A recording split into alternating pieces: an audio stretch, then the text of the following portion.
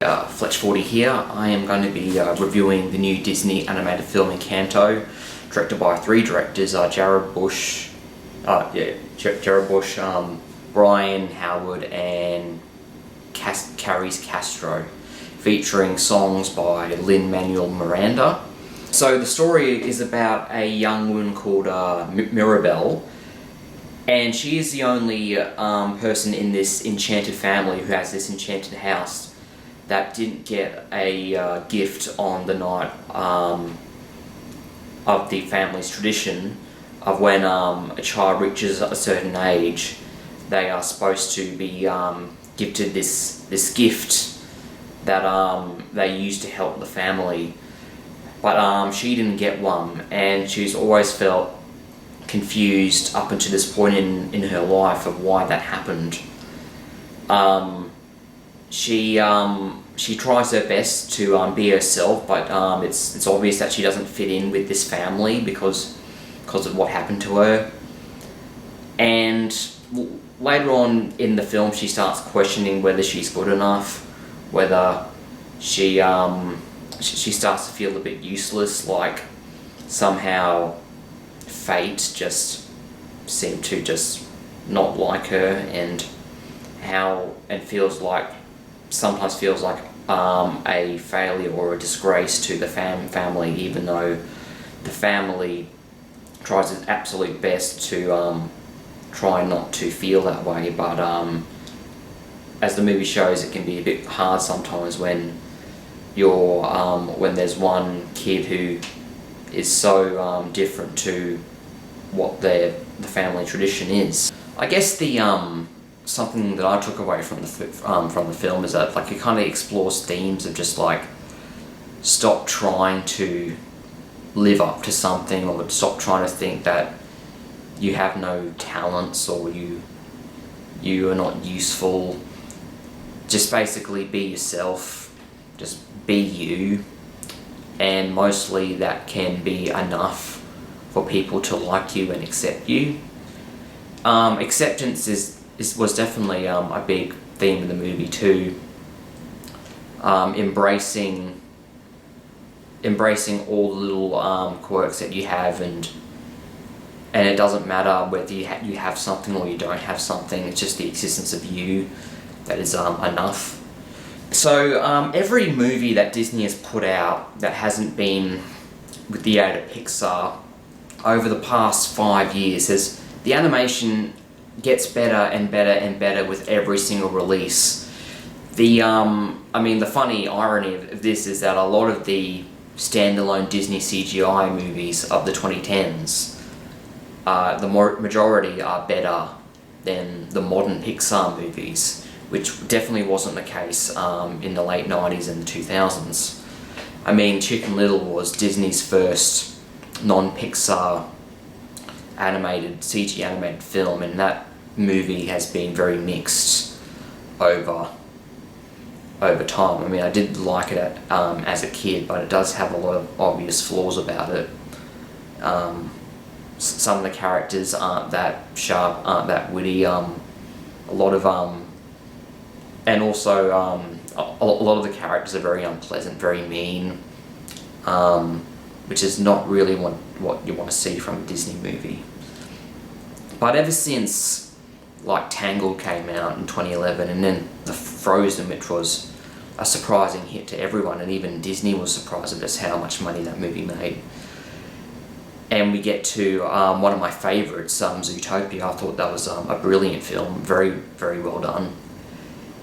And then we jump forward to now with Encanto, and this is definitely one of my favourites. One of the things that I was concerned of first is that I felt like it was just going to be really focused on this really small location just around the house, and I didn't really feel like maybe that one house was enough to carry a whole movie and be interesting enough for one whole movie.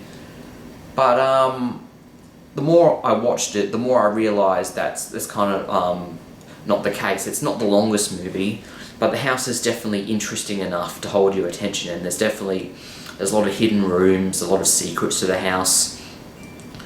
There are some, but the focus is definitely mainly on the house. There are some other locations. The house itself, the tiles, the bricks, the walls, the curtains, they all have this this personality to them, this emotion to them, this real animation. It's really, really good. All the tiles move. The tiles like to sometimes bounce the characters around, and like the stairs, they flatten up so Mirabel can slide down them with ease. And even the tiles, they do things like this. They shrug, the curtains shrug. Just a lot of really smart emotional cues from the house, and it was really something that was really original and really refreshing, and something that I really haven't seen done in many animation movies, and definitely not to this extent until now. So I really liked the movie for that. I thought the animation was very crisp, very detailed, very lush, very vibrant. I liked most of the character designs. I liked the design of Mirabel. I thought she looked pretty cute with her glasses, and she had a lot of charisma to her. I don't know who the voice actor was, but she did a really good job. The second time I watched this movie, I actually listened to it in the Spanish dub, because of course the movie revolves around a lot of Spanish culture. I'm not sure if it's Mexican or Spanish, but I'm pretty sure it's Spanish. And I was really surprised at how good the Spanish dub was too. It was very vibrant. It wasn't monotone. It didn't feel cheap. It was very animated. I haven't listened to really any of the other ones on Disney Plus. There's Japanese, there's French, but I was really impressed with the Spanish version. And overall, it was just really good to listen to. And definitely, apart from the animation, the second strongest point of this movie was definitely the music. It was very vibrant, very catchy. All the songs were written by Lin-Manuel Miranda, who is a very talented and very skilled songwriter. I've only really noticed it. I knew him for a while. I first noticed him acting in House, which was in 2009. But over the past maybe 5 years, I've really started to notice that he wants to be like a playwright. He wants to make his plays and write songs. And the majority of the songs that I listen to from him are really, really good. Of course, we don't talk about Bruno. Is an earworm. I mean, it finally sunk into my brain, and it's still bouncing around my head as I speak right now. The other song where the strong sister is talking about her struggles, that was a great song too. The introduction song was great. The ending song was great. Overall, very solid, very, very well done song work in this movie. I guess if I had to fault the movie for one thing, is that it does still follow a lot of the Disney cliches that we've seen so many times in the movie. Like, of course, like the protagonist being different from everyone else, but of course, every protagonist story is like that, and you really can't change that because it works so well. But like, oh, Mirabel, don't go near the candle. Mirabel, don't go in this room. Mirabel, don't ruin the evening. And of course, we all know she's going to do all those things. And of course, you can't really say much of how you're really supposed to change stuff like this, because that's just the way stories are told. I mean, like, the main character is told not to do a certain thing, and of course she's going to go and do it, and she's going to face the consequences later. But I guess the good thing about this is that I felt like in this movie, Disney was very self-aware of these cliches. They know what they've done to death for decades now, and I guess when they know they're doing these things, they do try and make it feel a bit more modern, a bit more like you haven't seen this before. And when they focus on like when like the grandmother gets angry at Mirabel, they don't draw it out. They don't make it like super depressing or even like traumatic for little kids. It's not like that. It's very quick, and it's kind of just necessary for them to do it, and then they move on to something else that's a bit more fun. So I appreciated that. So I guess Disney is learning from what they've done too many times, and they're really trying to find new stuff that they can do, and they definitely did this in this movie, especially with the animation department. But of course, that was one issue I had with the movie. It was quite minor.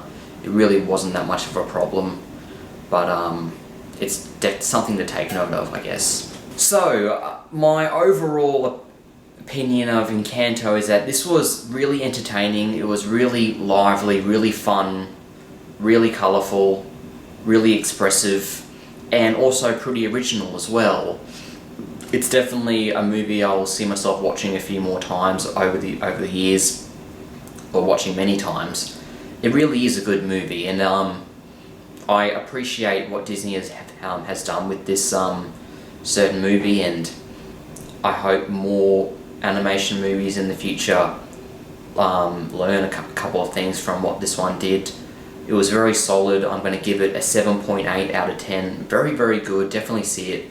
Not perfect. Still has a few things that pull it down a tiny bit, but overall it was very enjoyable, and definitely one of the best Disney CGI animated movies in a while, probably since like Frozen and what else? Zootopia.